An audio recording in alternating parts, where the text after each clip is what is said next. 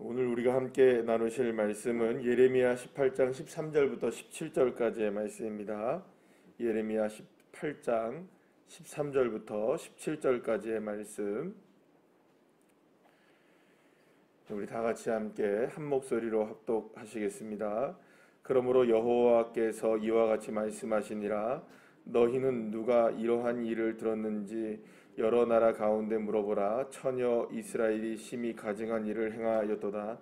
레바논의 눈이 어찌 들의 바위를 떠나겠으며 먼 곳에서 흘러내리는 찬물이 어찌 마르겠느냐. 물은 내 백성은 나를 잊고 허무한 것에게 분향하거니와 이러한 것들은 그들로 그들의 길 곧 그 옛길에서 넘어지게 하며 곁길 곧 닦지 아니한 길로 행하게 하여 그들의 땅으로 두려움과 영원한 웃음거리가 되게 하리니 거리로 지나는 자마다 놀라서 그의 머리를 흔들리라. 내가 그들을 그들의 원수 앞에서 흩어버리기를 동풍으로 함같이 할 것이며 그들의 재난의 날에는 내가 그들에게 등을 보이고 얼굴을 보이지 아니하리라. 아멘. 할렐루야. 하나님의 이스라엘 백성들은 하나님의 백성들로서 사실은 구별되고 선별되어서 그 많은 민족들 가운데 특별하게 하나님께서 사랑을 받는 그런 존재입니다. 그런데 그러한 이스라엘의 지금 영적인 상태는 매우 심각한 상태에 빠져 있는 것을 보게 됩니다. 이미 사실은 이 예레미야가 쓰여질 당시에 보면 아직까지 예루살렘이 멸망하지 않고 유다가 완전하게 멸망하진 않았지만 실상은 이제 이미 바벨론이 침공을 하여서 이미 이제 그 얼마간의 사람들은 포로로 이미 잡혀가기도 시작했고요. 또 유다의 여러 땅들도 이미 이제 바벨론의 침공을 받아서 여기저기 상처를 굉장히 많이 입은 상태였습니다.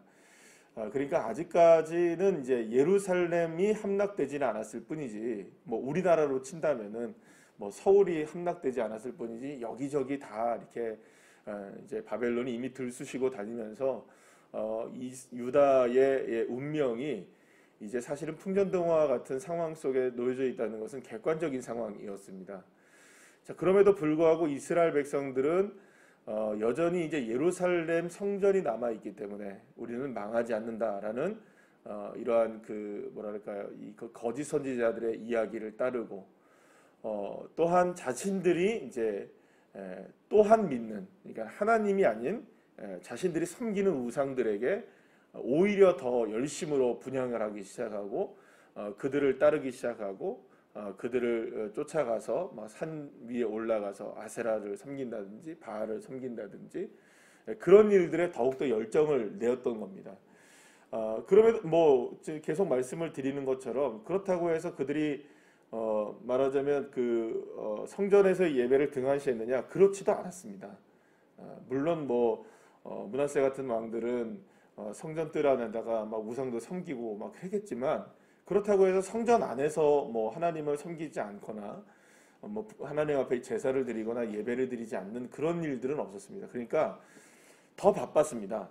더 바빴어요. 그러니까 하나님도 섬겨야 했고 무엇도 섬기는 겁니까? 우상도 섬겨야 했던 것이죠. 그럼 왜 그렇게 많은, 그러니까 두 가지 일을 왜 병행을 하게 되었느냐? 살기 위해서 그랬던 겁니다. 그러니까 자신들이 생각할 때는 바벨론을 이길 수 있는 방법은 누가 우리를 도와줘야 된다고 생각했던 거냐면, 이렇게 정확하게 그런 건 아니겠지만 이런 거죠. 예루살렘 성전이 예루살렘 성전이 지켜지고 예루살렘이 무너지지 않으려면, 그나마 예루살렘이 무너지지 않으려면 누가 지켜줘야 됩니까? 그거는 하나님이 지켜주셔야 되고, 자신의 삶들이 완전히 무너지지 않으려면 그래도 농사도 져야 되고 땅들이 좀 보존을 받아야 되는 여러 가지 상황들을 보자면 또 바알이나 아세라나 이러한 그 여러 가지의 신들이 우리를 지켜줘야 된다는 겁니다. 그러니까 지금 이 상황 속에서 분리가 일어나는 거예요. 계속. 그러니까 모든 것이 다 주권이 하나님께 있는데 이 영역은 누구 거, 이 영역은 누구 거, 이 영역은 누구 거, 이런 식으로 마치 이제 분리가 일어나기 시작했던 모습이라고도 볼 수 있는 겁니다. 그러니까 전적으로 하나님을 모든 것들을 인식하지 못하고 전적으로 하나님을 의지하지 못하는 그러한 모습들이 있었다는 것이죠. 실제로 사실은 왜 이렇게 이제 설명을 드릴 수 있냐면, 우리가 신앙생활을 하다 보면은 그러한 경우들을 우리가 생각하게 되는 일들이 있습니다. 뭐 이런 것까지 기도해. 여러분들 그럴 때 있지 않으십니까? 뭐 이런 것까지? 뭐 이것까지 내가 믿음으로 이렇게 해야지 되나? 뭐 이런 것쯤은 내가 그냥 내 스스로가 이렇게 하면 안 되나? 그러니까 그걸 굳이 우리가 구분을 해서 하진 않지만 때로는 우리가 그렇게 여겨질 때가 있습니다. 하나님도 이런 것까지는 골치 아프실 텐데, 하나님도 이런 것까지, 하나님께 이런 것까지 하기는 민망한지 이렇게 생각할 때가 있습니까, 없습니까? 있어요. 여러분 반대로 한번 놓고 생각해 볼게요. 여러분들의 자녀들이 엄마를 물론 뭐 매일매일마다 뭐 시시때때로 이렇게 괴롭힌다고 생각하면 좀 그렇지만 반대로 생각해 보세요. 그냥 내가 알아서 할게. 그럼 기특하죠. 내가 알아서 하는 게 얼마나 기특합니까? 그런데 기분이 썩 좋지는? 좋으시죠, 아주. 기분이 아주 썩 좋으시죠. 그러니까 이게 약간의 그 뭐랄까 모순적인 의미가 있는 겁니다. 그러니까 하나님의 입장에서도 하나님은 이스라엘 백성들을 향하여 저와 여러분을 향하여서 모든 영역에서 주권자는 누구다? 하나님이다라는 걸 분명하게 말씀하시거든요. 그래서 오히려 모든 것들에 있어서의 하나님의 주권을 인정하지 않는 것을 하나님을 불신앙으로 여기시는 분이시란 말이에요. 그런데 이스라엘은 그렇지 않았던 거예요. 모든 것이 하나님은 아니었던 거죠. 그러니까 중요한 것은 하나님일 수 있습니다. 그러나 모든 것이 하나님은 아니었던 것이죠. 그러면 여러분 그거를 하나님이 어떤 측면으로 받아보시느냐? 모든 것이 하나님이 아니시면 전부가 하나님이 아닌 것과 똑같다는 거예요. 하나님의 계산은. 그러니까 우리의 계산은 아니 그래도 일부는 하나님이잖아요. 아니 중요한 건 다 하나님인데요. 그러나 하나님은 중요한 것과 일부만 하나님이 아니라 모든 것이 하나님이 되기를 원하시고 계시는 것이죠. 이스라엘이 이걸 착각하고 살아가고 있는 거예요. 또한 마찬가지로 지금의 우리도 마찬가지로 어떤 모습으로 살아가냐? 그렇게 살아가는 겁니다. 일부가 하나님이신 경우죠. 왜 하나님? 전부, 그러니까 일부가 하나님이라고 해도 아주 중요한 건 다 하나님한테 말씀드리는데요. 그게 아니에요. 중요한 것만의 문제가 아닌 거예요. 하나님은 전부에 대한 문제입니다. 그래서 하나님이 지금 오늘 본문의 말씀을 통해서 무슨 결단을 하시냐 하는 것을 보여주게 되냐면 여러분 오늘 본문의 17절의 말씀을 보면 이스라엘 백성들이 굉장히 충격적인 말씀을 하시는데 어떤 말씀을 하십니까?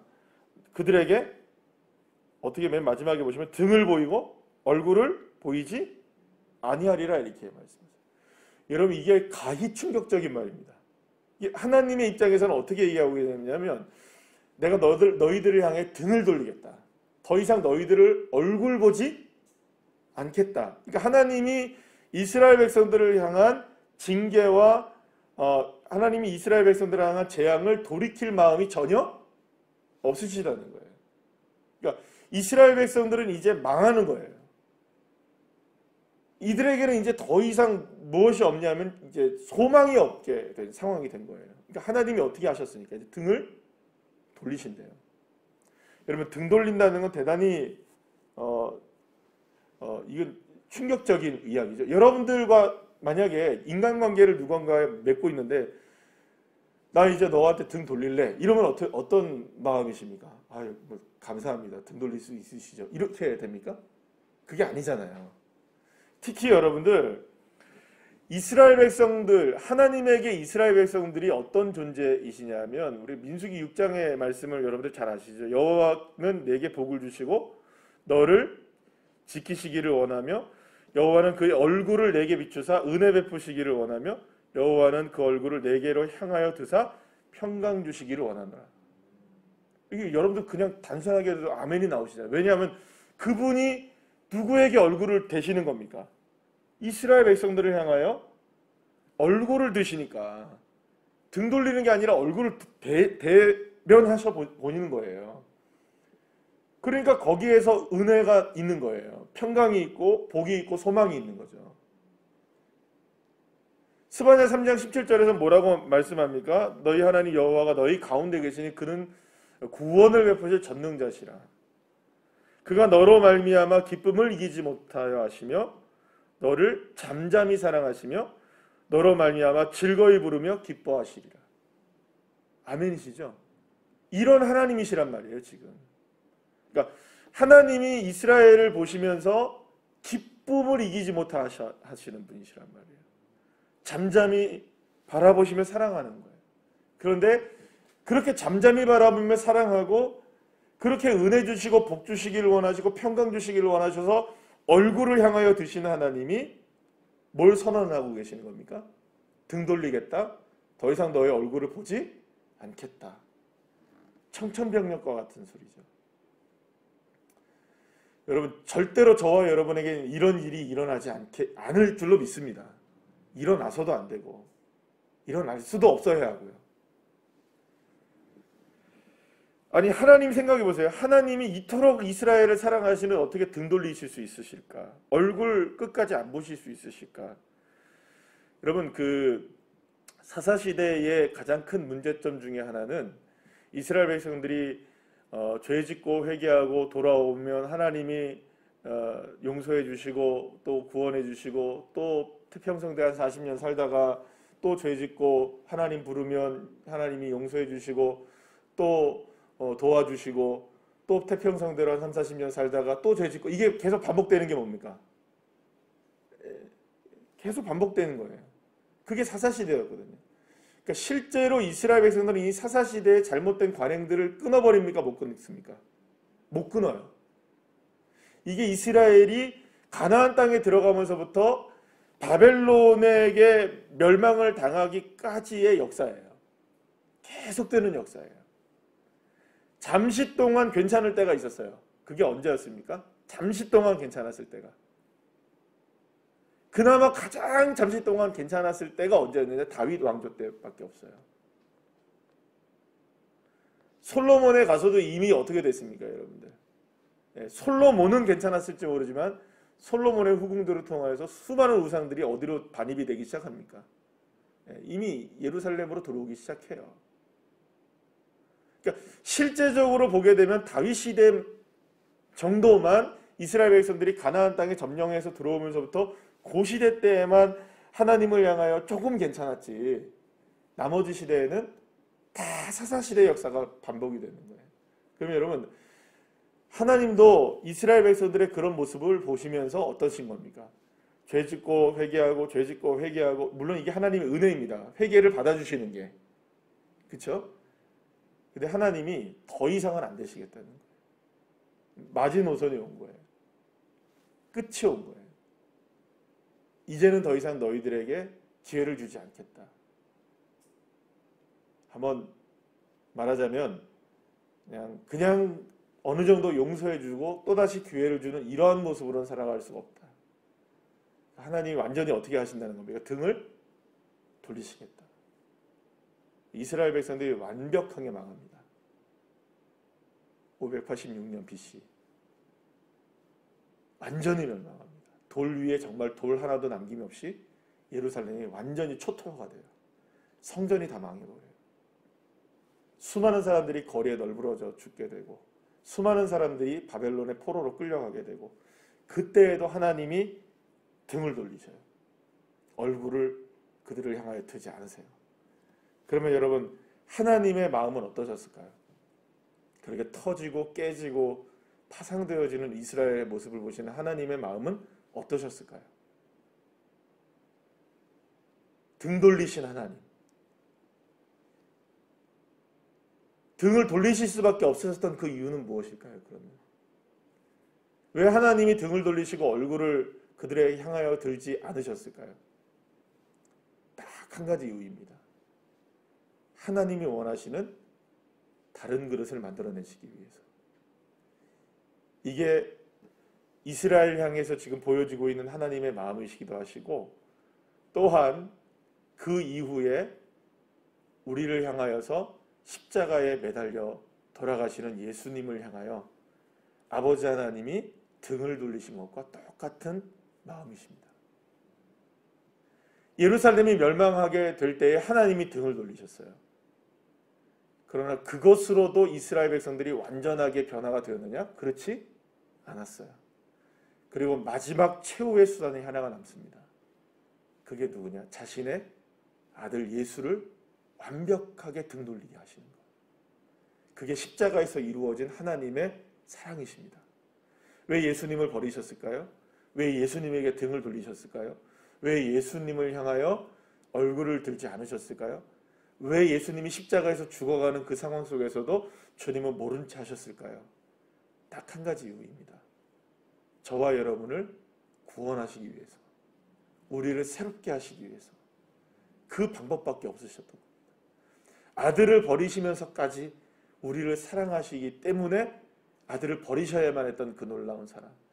이스라엘을 사랑하시기 때문에 이스라엘을 깨트리실 수밖에 없으셨던 그 하나님의 마음. 너무너무나 사랑하시기 때문에 등을 돌리실 수밖에 없으셨던 이 모순적인 사랑입니다.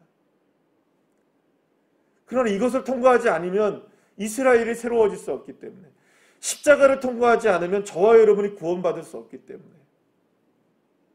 사랑하는 여러분, 등 돌리시는 하나님의 마음은 우리를 향한 저주가 아니라 저와 여러분을 향한 오히려 그 크신 하나님의 사랑이신 거죠. 사랑하는 여러분, 때로는 우리가 느껴지기도 하나님이 나를 향하여 등 돌리신 거 아니신가 라고 느껴질 때가 있을 수도 있으십니다. 그러나 그때 한 가지를 기억하셔야 됩니다.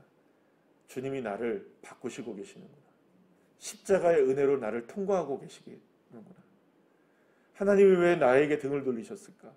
하나님이 내게 왜 은혜를 베푸시는 얼굴을 향하여 드시지 않으실까? 딱 한 가지 이유입니다. 십자가를 통하여 우리를 새롭게 하시길 원하시고, 하나님의 자녀로 우리를 견고하게 세우시길 원하시는 그 이유 하나밖에 없으신 겁니다.